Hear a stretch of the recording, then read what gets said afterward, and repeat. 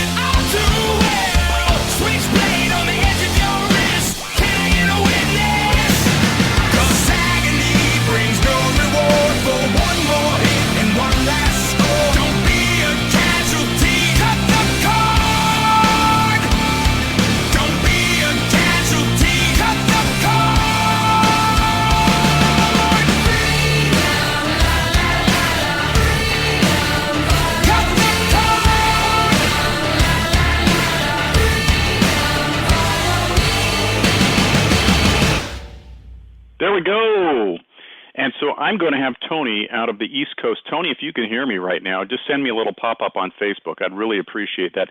Welcome to the show, folks. Apparently, for the first, 5 minutes of the show, I'm doing this lovely, introduction of Janette, talking about some of the things that are going on in the course of the radio.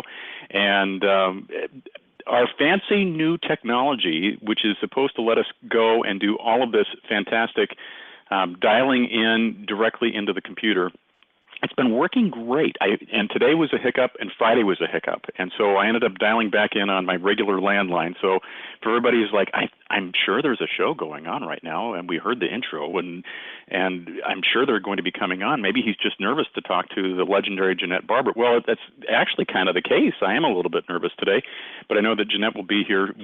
I sent her the electronic way to connect in, which is really brilliant. When it works great, but apparently when it doesn't want to work, like it's having challenges tonight, it doesn't really want to work that well. So that was an interesting experiment in live radio. So I appreciate everybody kind of hanging out with me as we get things going. I know Janette's trying to connect in, so I'll wait a few minutes for her to get all cozy, and we'll get her into the show. I want to give some shout-outs since none of the stuff that I was talking about at the very beginning actually went through. I want to thank, again, Zachary Glass, who's on the show last night. He's the president of OC Pride, and he came on to talk about the entire week-long of festivities starting on Monday, July 27th, ending on Sunday, August 2nd, with, of course, the fantastic OC Pride LGBT Festival going on Saturday, August 1st. And so that is Saturday, August 1st, of an all-day event up in Santa Ana. For more information on that, you can go to prideoc.com, and you'll get more information on that. Very, very, very cool.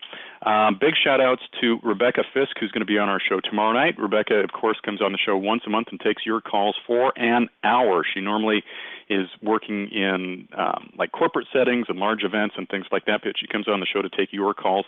And, of course, she's an intuitive psychic. So here's your little sneak preview of what you can expect tomorrow. Call in 15 minutes early. I start screening the calls early on Rebecca's show because people call in. They're lined up around the block, and it's absolutely crazy. And so call in tomorrow night and get a question answered, and we'll go ahead and let's see here. Here we go. Let's do it. I've got Janette calling. And can you call 323-657-1493? Press 1. Okay. And so Janette's trying to call in. She's trying to be a great guest, and so that will be fantastic when we get a chance to get that connected. And of course, the email. This is like Mercury retrograde, and it is not wanting to cooperate. My email is trying to not have me communicate with Janette. This is wild.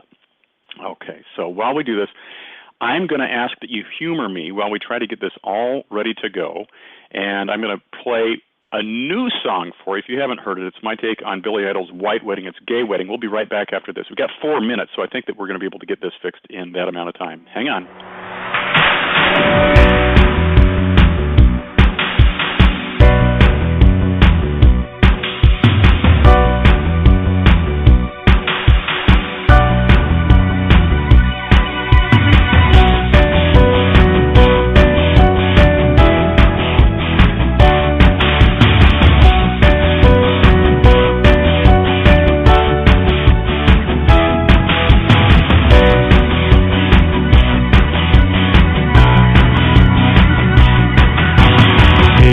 Mister, look what we've done. Hey, Mister, second to no one. Hey, Mister, our time has come. Hey, Mister, marry your true love. Hey, Mister, hot bun. It's a nice day to start again.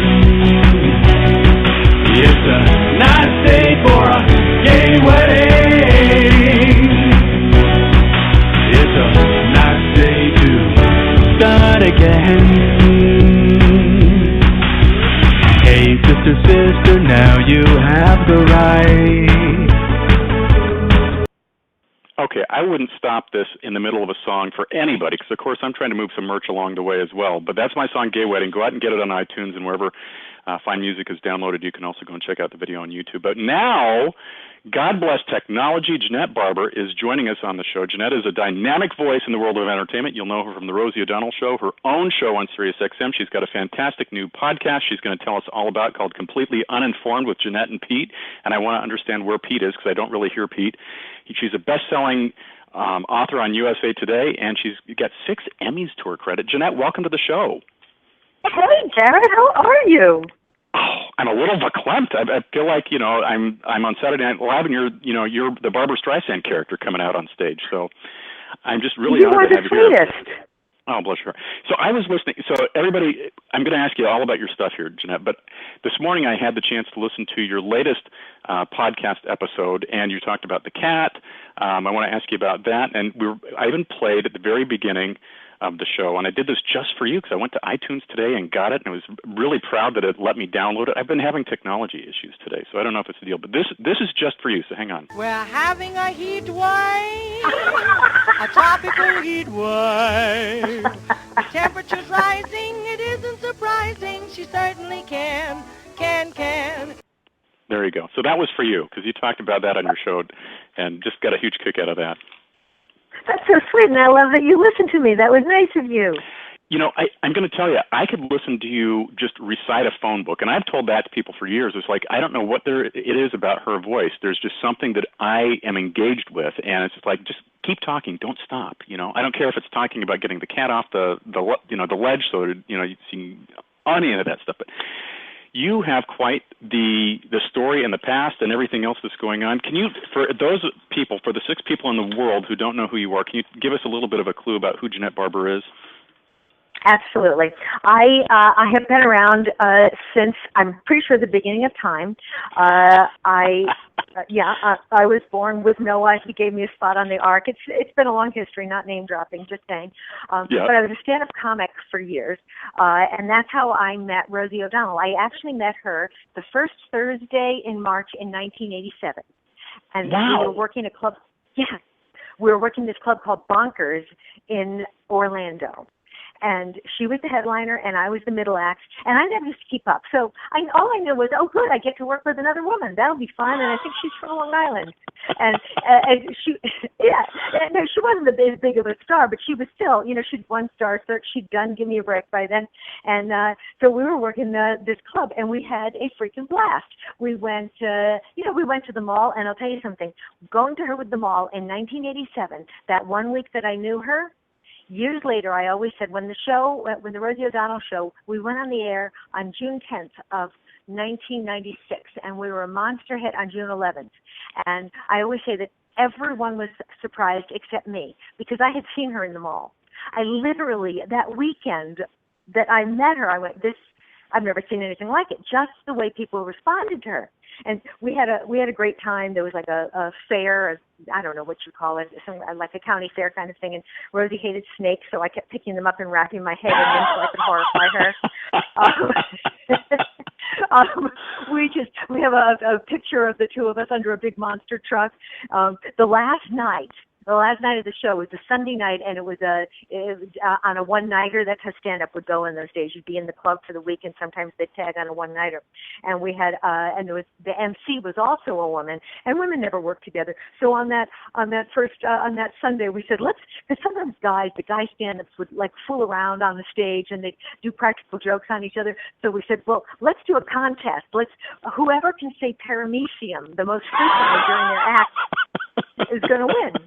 Now, the first girl, she was new, so I don't think she got in a single paramecium. Now, I worked paramecium into my set repeatedly, ruining several jokes, mind you, because no one knew why I was saying it. And then Rosie goes up on stage and goes, you know what, we had a contest to see who could say paramecium. I was paramecium. And then she claimed she won. So from there, it was up from there, and that was 1 month to the day before she started her job as a VJ on VH1. Oh my gosh! I remember those days. Yeah. She was great. And it was like, what was the show? It was like a half-an-hour show or something like that on Saturday nights. Oh, that was the stand-up spotlight one. But initially, she was just a VJ, and it was like she would have like 3 minutes interstitials, and that's ultimately, I believe, how I ended up writing for her, because comics. This is just what you do. You call each other when you need help. And she would call me every night and go, I got to come up with more material. Because comics, it takes a long time to write an act, but she was burning through it because you use it once and you couldn't. So we would just bat stuff back and forth for fun.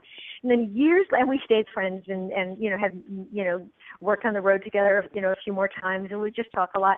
And when she got her show, I remember it was in November of 95, I got a voicemail. I was not home. I was at the home of a bad idea that I was dating, actually. Long before Barry. Yeah. Long before Barry. And he's the one that turned it in. That's my current boyfriend, who I've had for 20 years. But this was a bad idea. Anyway, and she said, Janette, I just got a show, and I'm hiring you to write. I almost fainted. I was so excited because she gave me my first TV spot on her show, Stand Up Spotlight. So, my history is very wrapped up with Rosie. So even now, people will suddenly go, "You look familiar," and I go, "Did you watch Rosie O'Donnell?" Because even though I've done other things, that's what people still know me from. So I did that, and she. Throughout this interview, I was going to keep circling back to Rosie because so many of the things that I ended up doing either came directly from her or opportunities that opened up because of her. Oh, bless her heart. Wow, what a great friend. Yeah, she's great. I love her. My first book was a bestseller, and it was a bestseller. We were the hottest show in daytime. All Rosie had to do was, it didn't matter what the product was. If she mentioned it, everybody wanted it, and she put me on her show. Well, with the book. And so what was your book about? I should know that, and I apparently haven't done enough research on you today to know that, and I read it before the show. Listen, you're only human. There's only so much you can do. You wouldn't have been able to get a hold of it because it's out of print now. It was called Breaking the Rules, Last-Ditch Tactics for Landing the Man of Your Dreams. Oh. And it gave solidly good information. Like, if you can just get into the guy's house, you refuse to leave. You can secure free housing. Hold on to the door jam when he tries to make you leave.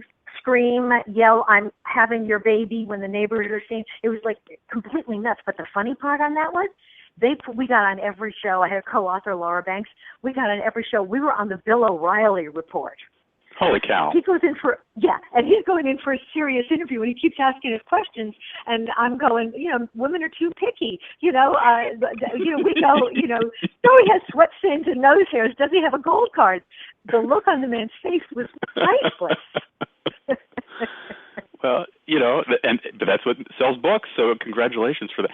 So the Rosie show was a hit just off the bat, which I think, I watched it when I could. It was more like if the VCR caught it during daytime because, it was when I lived in Phoenix, it played during the day, and obviously I couldn't watch it live. But it was a fun show. It was always a great show. And I don't think it surprised anybody when you guys started winning Emmys left and right. Well, it surprised us the first year, but then it's not like it was a surprise, but it was always a thrill. And you've got to remember what that show came out of. All of the shows were like it was even before Jerry Springer, but it was that kind of show. It was Richard Day, and it was the problem shows, and all these horrible things. And then all of a sudden, Rosie, with a personality like everybody's best friend, all of a sudden appeared. And now so many shows are like that we forget that when that show came on the air, there was nothing like it in those days. So when you got your first Emmy, what did you do with it? What did I do with it? Good Lord, I don't remember what I did with the first one. I won't keep them in the living room, and Barry always wanted to put them in the living room, and I said, no, they belong in the office. That's where they are now, at my house in the office. And I don't know why I didn't put them out in although honestly, I live in a sewer. There is not a domestic bone in my body. So I probably didn't put it on a shelf because there was no room. There's no room. But it was, yeah. Go ahead. I was just going to say, but it is the very first year we actually lost. Rosie won as best host. She shared that one with Oprah, but we lost the first year, and then we won every year after that. And I remember the first win. I remember we were like in the third row. We were on the right-hand side. You can't believe it's possible. You want it so badly, and then they call your name, and from there on, it's as if time stops. You feel like you're walking through molasses, and yet there's a gap in your memory of how you even got on the stage. At least that's what happened to me. I'm speaking for everybody, but it was. You just think your whole life you daydream about these things, and then it happened. And every single award was as exciting. It didn't become old hat. And are you able to remember any of those because it's really like, what, 90 seconds, 2 minutes or something like that you get up and everybody thanks everybody. Do you have any recollection of any of that, or is it just kind of like, I know I was there, but it was just such an incredible moment that it kind of went by the wayside? I can remember that first one. I can remember walking up. I can remember what Star Jones was wearing, and I don't mean to be unkind, but it was ill-advised. Three rows ahead of us. Then I can't quite remember. I was one of I'm like staggering around on the in front of the stage trying to decide what staircase. So I remember it actually very clearly, the first one. I remember the last one, and that's shocking because I was drunk as a skunk. Really? Now, where did you get drunk at? Did you get drunk before the show, or did they serve alcohol during the Emmys? Well, they have this dinner for the nominees, and I never went. In the whole 6 years, I never went to the dinner. And so the last year, I thought, I better go now, because who knows if I'll ever get another chance. So I went to it, but I'm very weird about food, so I didn't actually want to eat. So I drank on an empty stomach, and it wasn't that I drank that much, but apparently I did. And then I stand up from the table and go, oh. And all I know is that I did an awful lot of applauding and cheering for soap stars I've never heard of. That is a great story, though, Janette. Yeah, that is. It was fun. So what's it like working? 1 year. Oh, go ahead. Yeah. Go ahead. No, you go ahead. Well, I was just going to say that there was 1 year I'll never forget, because I was just entering, and this is an attractive phase, menopause. And I was out to dinner, not the dinner, a dinner, just with one of the other producers. Thank God, the only other producers that was close to my age, because all of a sudden I blew into one of the worst too hot flushes in my entire life. And all I had was a clutch purse. So I didn't have a lot of makeup. My face melted, and I ended up having to color my face back in with cover stick. So that was the year. Oh, you poor Probably thing. People said, that poor pale thing, good thing she won. She's not going to make it another year. But that was why. That is classic. I don't think I'm quite sure I never heard that on Rosie's show on the Sirius XM. So can I ask you this? What is it like working for somebody who is so successful and so dynamic and such a strong personality, and then contrast that to going to do your own show? How is that in your life? Well, it's so different. And both. The thing about when I get to work with Rosie is you are playing in a giant game, and you're playing at the top of a giant game, and I love working with her, and you get to walk in the limelight. I remember a couple of things that they don't even make good stories, but here, let me tell them. But one time, I just remember walking behind her. We were walking into the studio, and Rosie's got broad shoulders, and her hair is always shiny, and you walk behind her, and it's as if you're walking behind like a force of nature. And I just remember that moment it had something to do with the strength in her shoulders. And I had this moment of just such love that, to where, and she brought me, no one else was going to bring me. I was a stand-up comic who knew nothing about pop culture at the time, and she gave me a shot that nobody else was going to give me. So that was wonderful.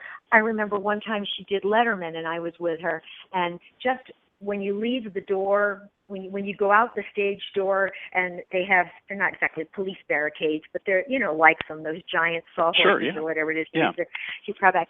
And so I got to feel what it's like to walk through those crowds, to have all the cameras going off, but I didn't have to have any pressure.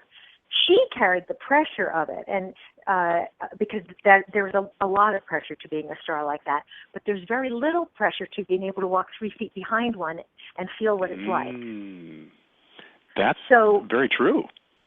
Yeah, and it was a wonderful thing, and a wonderful gift. So I loved that. Doing my own show was totally different, but I loved it as well. The thing is, I love radio. It is even more than stand-up. You're brilliant at it. Oh, thank you. I love it. You are right there. You know this. You are right there with your listeners. I always tell my listeners that I understand that they think they know me, but the odd thing is I think I know them. Right. Well, so you were on the Rosie Show on Sirius XM, and that's really where I first fell in love with your personality and your sense of humor and your love of rock and roll and your charity work for medical missions for children and all the things that are about you. That show lasted just about a year, and then we lasted a year and a half. We were a year and a half with Rosie Radio, and then my show, which started the week after Rosie Radio ended, was a year and a half. So I had 3 years at Sirius. What a great run for you, though. And how did that come about, though? Because I think she was honestly, I thought that I loved her on the radio every day. I loved everybody that was on the show with her. And it was very saddening for, I think, a lot of folks, as you know, when your run comes to an end. Yeah. But, unfortunately, life has to go on. But how did that even come up where they brought her to Sirius? Well, I take credit for that completely. Good. I'm not saying that it doesn't mean that I had anything to do with it. I'm just taking credit for it. When we were on The View together, because I was with her on The View the first time in the 2006-2007 run, we used to do this little web thing called Jahiro. It stands for Janette, Helene, and Rosie. So we go in early. Well, I took my time, opportunity of my time in the dressing room with Rosie to nag her because I thought she should do radio. I'm a big Howard Stern fan, and I love radio. I've always wanted to be in radio, and I kept telling her, you should be in radio, you should be in radio. And I don't know if that did if that really was it, but there was some connection. I can't remember. I'm 61. How do I know? But there was, and then Howard sent her a radio because we were talking about him, and they heard that. That's what it is. They heard it on Jahiro. I honestly don't know whether or not how much of that instigated it, but that's why I take full credit for it. We started the radio in 2009 in September. So in May, I got an email from her. She goes, we're going to do radio. And I'm just thrilled. Okay. Yes. I am ready. When do we go for the meeting? And and we did, and how we wanted to do it. And you're starting from. She didn't know radio. She didn't have the love for radio. She had not been a radio listener before, and I don't think she knew until she did it that it was going to be such a perfect medium for her. I just thought she was great. Yeah, loved her, and we just had a blast. I mean, we did. When you do an ensemble show, it really is your life playing out, and we did ridiculous things. I remember the Clamato. They all drank clam and tomato juice, and I chugged beer because I wasn't going to do that.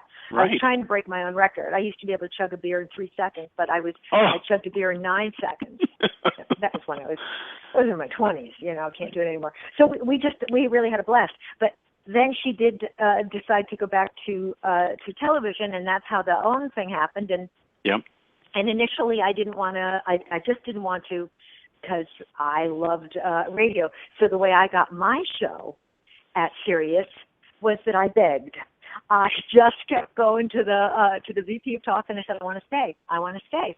I don't know why I can't stay. I want a show. Give me a show. And I think if you ask somebody something often enough, sometimes they say yes. Just to make you go away. Well, I'm glad they did, because your show was great. They really need to bring it back. Yeah. It was just fun. Yeah.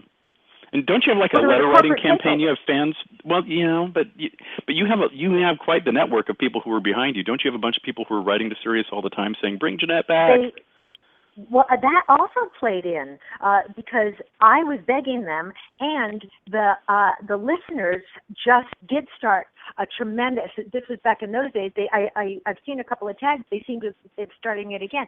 But I know a lot of my listeners by name, as you know, as you probably know yours. I don't know if you can get as many callers as we got, but there was someone named Petra that her official title is Goddess of All Things, and she is an incredible organizer, and she just started organizing the troops, as it were, and people were writing. There was one that was "Don't be a sucker," and they all sent in lollipops to the classic the president of the CEO. Yeah, "Don't be a sucker. Give Janette a show." They did a lot of stuff, and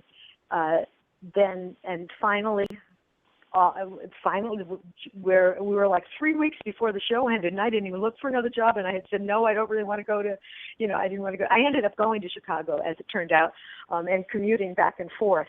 So I could keep my show, and occasionally, which isn't that far in a plane. And but my show was only on Thursday and Friday, so and they only taped Monday, Tuesday, and Wednesday. Oh, so that's perfect. And on an occasion, a couple of times I couldn't get back, but I just used because her show was at the old Oprah studios, right. And there was a radio station there because Oprah, I guess, had needed a radio station, so I used that studio a couple of times. But it was a blast, and I love it. I do miss it, and that's part of why. Well, that Pete, you mentioned the reason why you didn't hear him is that for the summer, Pete has 3 children. I mean. Really. So the man needs to, go play with his children and be a dad. Over the summer, it just got, because he also has a full-time job and stuff. And oh my gosh! Not a problem. Yeah, he's a full-time job plus 3 kids and and a wife and all of this stuff, and so he needed a couple of months to be there with him. And I just said, not a problem, because my show, for the most part, I did my show alone. I wasn't an ensemble show. We were an ensemble show with Reggie Radio, but my show did not have that kind of budget, so I was used to doing it by myself. But the Pete that I'm talking about is Google Pete. Yeah, I thought it was Google Pete, but okay, yeah. I just figured because family just keeps traveling with family, so that's great to hear. Yeah. I love that. So, we just decided after I'd been off the air for a while, we were having coffee together, and I wanted to call the show A Young Guy and a Crone, but he didn't like that title so much. Because he's half my age, but we just get along so well, and so we just decided we would do it, and then we're trying to come up with a name, and we came up with Completely Uninformed. Here's why: we don't want to have to do any heavy research or actually know anything. So we thought, bless your heart! Oh my gosh. Totally. Oh, by the way, you'd mentioned on the show, you said it's rated G because it's probably rated G, so I don't think I can swear, and that's going to be hard for you. You can swear on the show. It's rated G for Garrett, and it goes back to my love of professional wrestling, and that's a whole different story. But that's where the rated G radio comes in. I tend not to swear, Janette, because I will have Tourette's of the F word like you can't believe, so I just kind of dial it down during the show. But if something comes out, you're okay. I just wanted to make sure that as we're halfway through the show, I would to tell you that. But you're good. Well, thank you. Now, I'm not going to swear blue streak, although the comic in me immediately wanted to. But but I probably won't. But now at least I don't have to feel like I'm going to get you in trouble. Should I lose control? No, not at all. Not at all. Are you a boxing fan or just a wrestling fan? I like creative, predetermined sports entertainment. So I like wrestling because it's really the nighttime drama for, males. And so when Dallas and Knots Landing and Falcon Crest all went off the air, what's going to be there to replace it? The WWE. So, I'm a big wrestling fan. The drama of, the feuds and the battles and why we hate each other, and now we're going to make up, and now we hate each other again. And I love predetermined create. I never heard a phrase like that. I know Hulk Hogan and sure. That's, and wasn't Jesse Ventura a wrestler? Yeah, he was a champion for a long time. So it's a fascinating industry. It's a lot more exciting to call it that than say it's fake, because there's a lot that goes into it. But that's a whole different story for a different day. So I just wanted to make sure if you needed to swear that that we've unplugged the cork and it's okay. But I love the fact that you say that the title for your show is Completely Uninformed with Janette and Pete. And by the way, because again, it might not be your best-selling book, but it's your podcast. So if you're listening tonight and have not liked Janette's Facebook fan page for Completely Uninformed with Janette and Pete, there's a link on the Blog Talk Show. If you want to go to the website for Completely Uninformed with Janette and Pete, click that link. You can go there. You can watch all of the shows, just like I've been doing the last couple of days, and you can hear Janette talk for an hour nonstop. So my question for you, because like I told you at the beginning of our conversation, I could listen to you read a phone book. I really wanted to send you Huntington Beach's phone book and just have you read starting at Kay Adams. How do you go for a full hour without taking a breath? Because that's what it seems like you're doing on each show. Or is it just all a big ruse and you really do take breaks during the course of the show and we just don't know it? Oh, no, I don't take breaks. I just make a list ahead of time. I do put some time into it. I have my stories, so I know what I'm basically I don't mean I write what I'm going to say, but I'm going to talk about the cat and my of course I can't think of a single thing that I did, even though it was yesterday. And what I'll do is during the week, anything that happens that I can possibly talk about that's personal, that happened to me, I talk about that, and then the news stories and my opinions.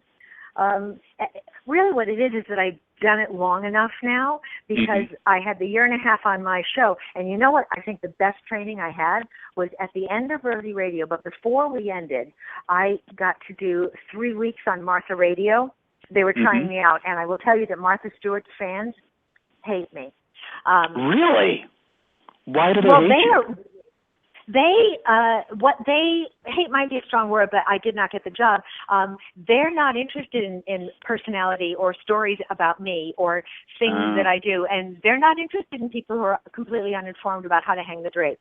They're looking, Martha's audiences, they want that information. And right. Oh, true. Yeah. Yeah. Well, but for me, it was fantastic because there was not a caller on that station. I don't know. I don't know. No. If there's no caller, you got to talk. On my show, when I had my own show, I never got to all of the callers. On early radio, we never got to all of the callers. Yeah. When I went to Martha Radio, it was a freaking desert. There was nothing. And it was 3 hours. It was 3 hours. Oh, my gosh. And I could talk about whatever I wanted to. No, I had a list of things. I remember once I did a half an hour on the shrinking table square. It's a napkin. And once you do that, you can do anything. Oh, my goodness. Yes. So when, like on your show that you had yesterday, you talked about the spider bite or some type of bite that you have on your hip, and I love the fact that you said it's not near, the fun region, but it's not by this region, and it's kind of by that region. And I took my pictures and I sent it to my sister, and then I've been taking the Lyme disease medication. How do you make that as fascinating as you do? Because I'm sitting here glued to the edge of my seat saying, what happens? I need to know what happens. Does she live or die? I think it must be because I'm so fascinated by myself that I am always, I'm interested in not in everything, but I'm interested in everything I talk about. But I also think that I seriously think that it's important. Lyme disease is brutal. My sister was in the first 700 cases diagnosed.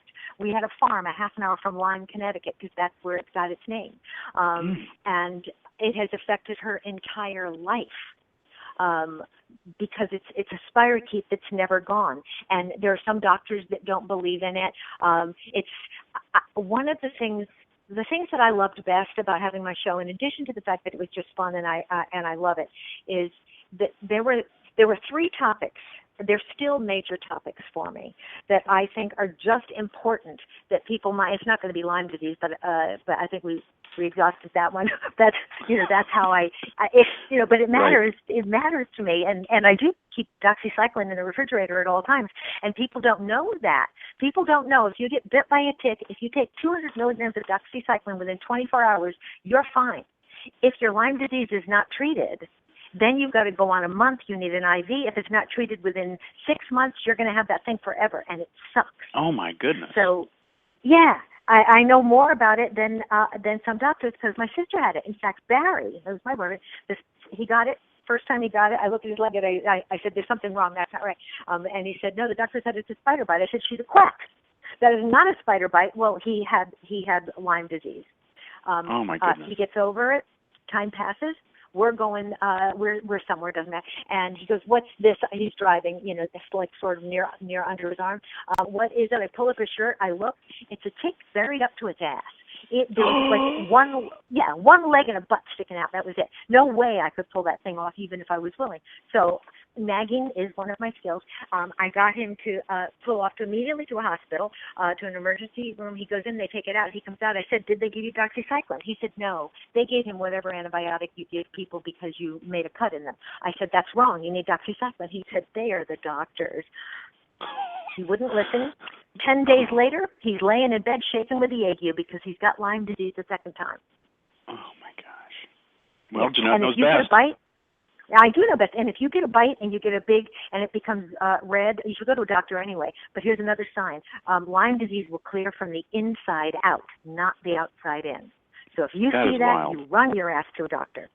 I'm going to do that. So, yeah, and So- I hope you don't get a bite. I hope I don't get a bite either, because I'm in Southern California. We don't really see a lot of Lyme disease down here. But does that contribute to your fear of the weak that you talk about?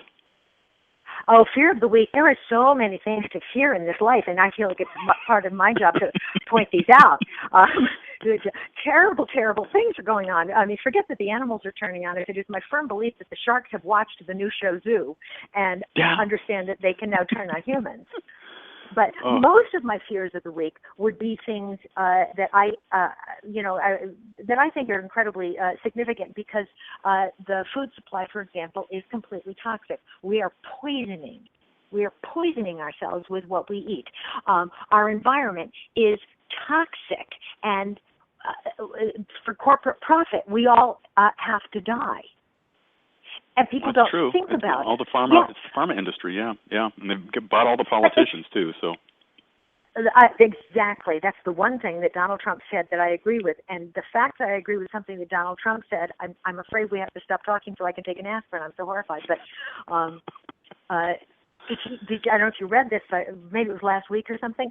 He was talking about Jeb Bush having raised $100 million, and he said he raised $100 million, so he owes a lot of favors.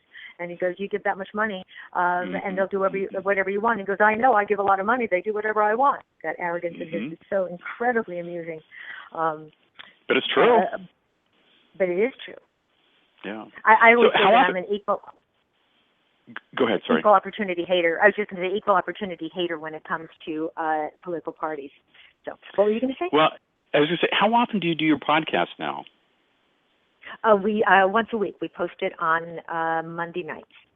And so, do you do this from your home? Do you go to a studio? How does this completely uninformed with Janette and Pete?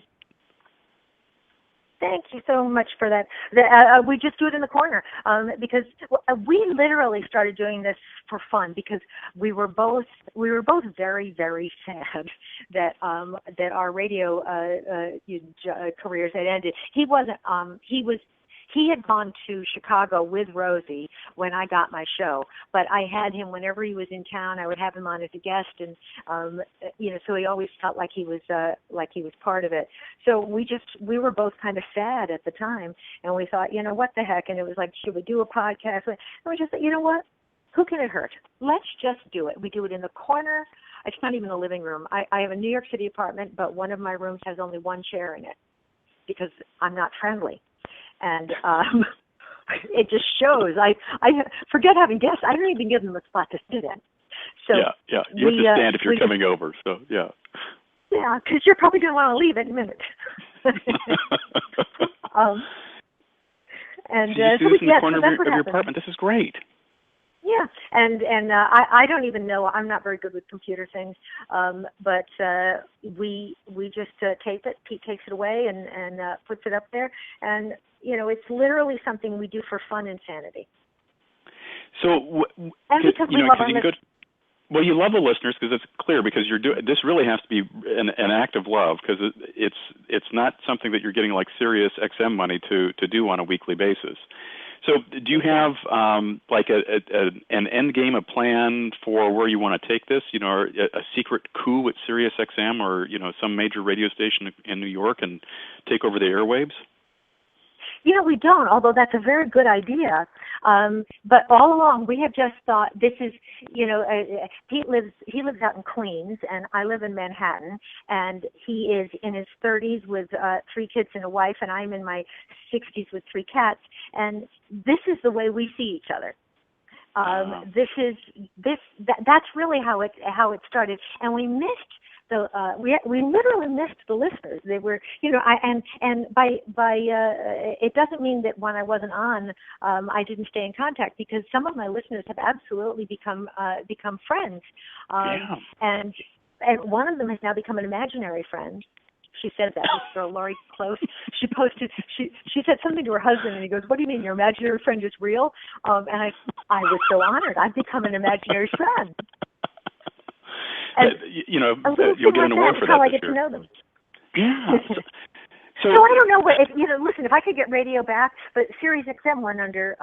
That's what happened. Was Liberty Media took over Sirius XM, so it was a corporate chain.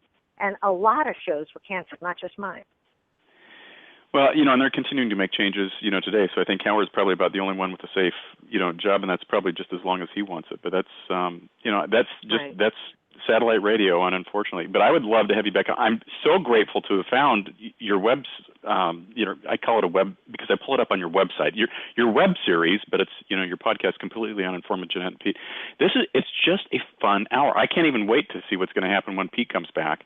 And, so is that in August, September? When does he do back with you?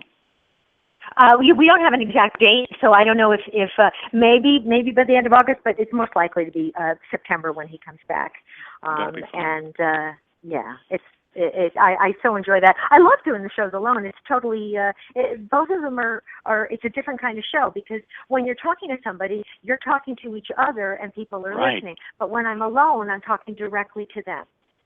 And it's just, and I will tell you, I love doing the shows when I have guests, which is pretty much every night of the week.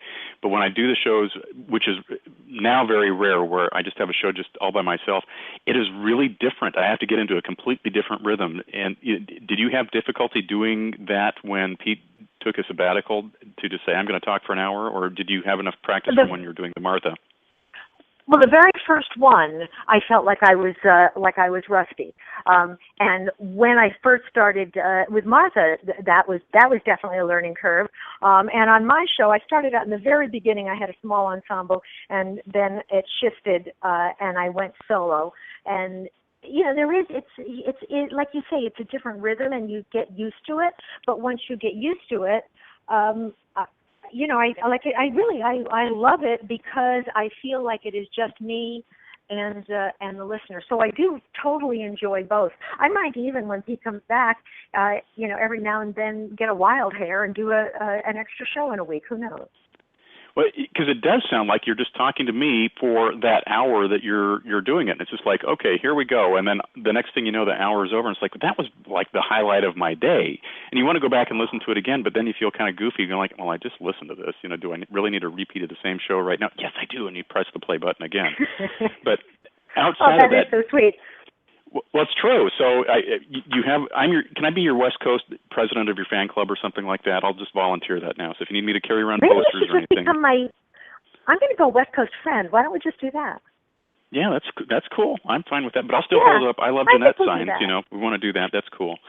Now, you were telling me in our notes back and forth before the show that you have some really unique healing techniques or tools or things that have come up for your cat, which is, he's 20 years old, and it's Beasley that's having the issues. Beasley.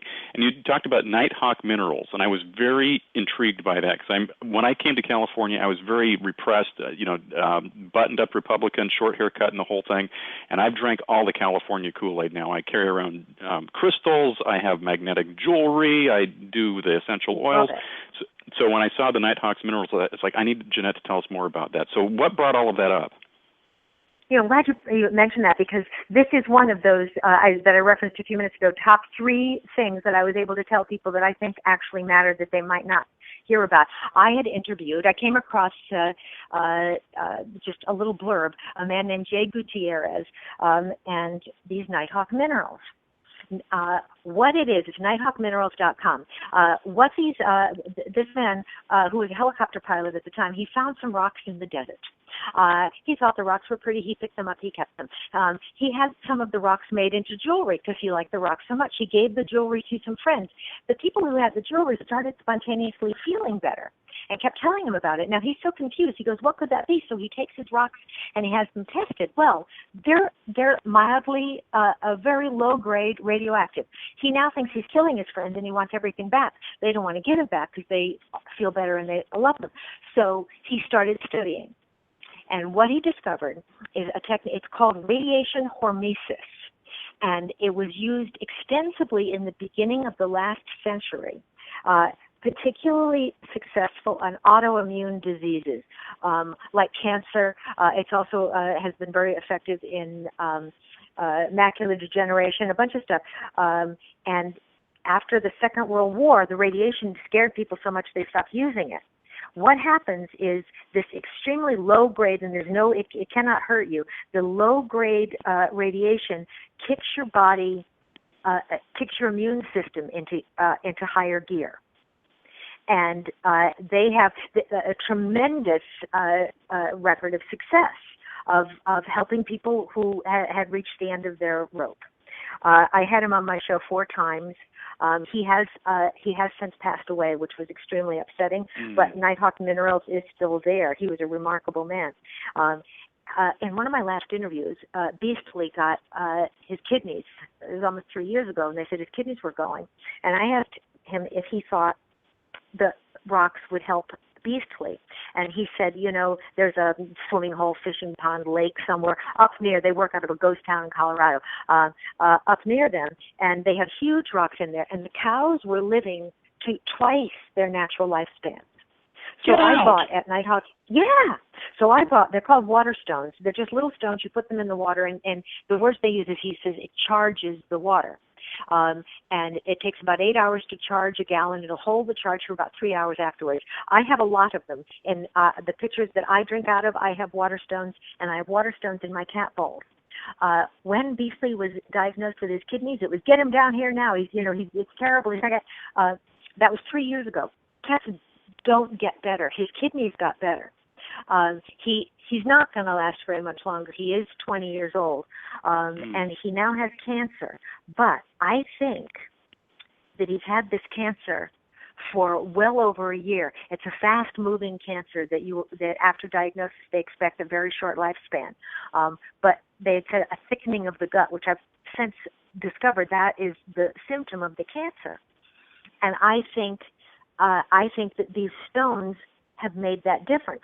So I will tell you that and sometimes there are gray stones. You also can have a counselor when you buy the stones, so somebody will tell you more. If you're really in trouble, as in stage 4 cancer, they have a center there, and they can treat you with minerals. They call it a 3-prong protocol. I won't try to get into that because I just can't. I'm completely uninformed. But okay. You will, and I have no association with this company. This is not my. But Nighthawk, I just believe in it so strongly. So I have a gray stone. Sometimes I wear it down my bra just because I used to smoke, and I think anything that might make my lungs better. So it sounds completely whiskey. But I'm on board. I'm going onto the internet after the show, and I'm going to buy some. So I love anything that's new, and I'll call it crazy, because I think that type of stuff is just so outside of Western thinking from a medicinal standpoint. I'm all for it. So if I can avoid a prescription or avoid something else that Western medicine wants to shove down your throat, I'm on board. Yeah. Yeah, I think it's fascinating. I'm glad you're going to go there. I really am. Get the water stone, among other ones, but that's a no-brainer as far as I'm concerned. Okay, so I'm writing down water stones, so that's what I'm going to do. Anything else that I should know that I should be on the lookout for shopping? No, you should read. Read. Don't just buy it. Read. There's a lot of information on the site, and when you read more, I think you'll be even more intrigued. Right on. So I'm going to do that. Janette, we're towards the end of the show here. Are there any last words of wisdom you'd like to impart upon your fans and listeners of your show? Completely Uninformed with Janette and Pete, available on your website and Facebook? Yeah, Completely Uninformed on Facebook, and you can find it on iTunes as well. And let me think, when see, I can't even complete a sentence now under pressure. Oh my gosh. I can tell you that I really enjoyed it. I don't know how much time there is left, so I don't know what story. I got a couple minutes. We're going to play Cut the Cord too, so I figured we're going to hit all your songs today. I love that one. Well, okay, I'll tell you here's my funny story, my Starbucks story. This is something that's got a through line. I go to Starbucks, and if you order like cappuccino or something, they have a thing now, at least over here, they're asking your name. I don't like them to have my name. I don't want people to shout my name. I know I'm in show business. You think I'd like this. I don't like it. So I'm not giving them my name.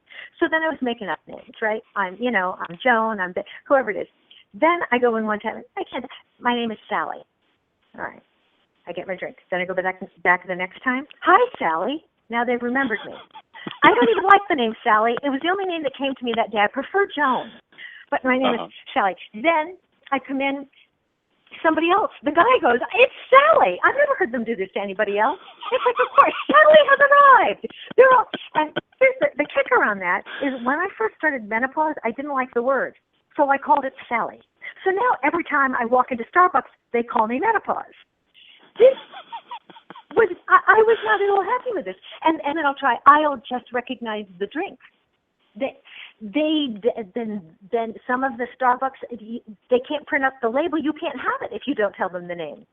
I just got my hair cut incredibly short, and I walked in.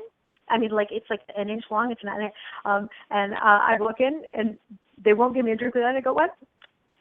Let's go with Bill, which got a really good look. Now that so my listeners started doing something. They started their own campaign, and maybe everybody wants to do this.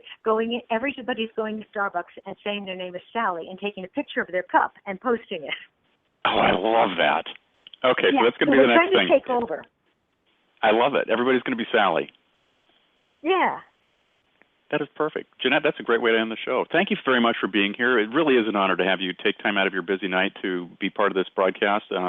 Everybody go listen to Janette's show, and it's Completely Uninformed with Janette and Pete on that website. So do that. If you're listening across the pond on either West Star Radio Network or Chat and Spin Radio Network, I appreciate you being part of us, bringing us into your cars on your way home, since this is your drive time show. And for everybody else, we will see you live on Wednesday. This is Shinedown's Cut the Cord. This is one of Janette's favorite songs, and we're going to play this through the end of the show. Have a great night, everybody.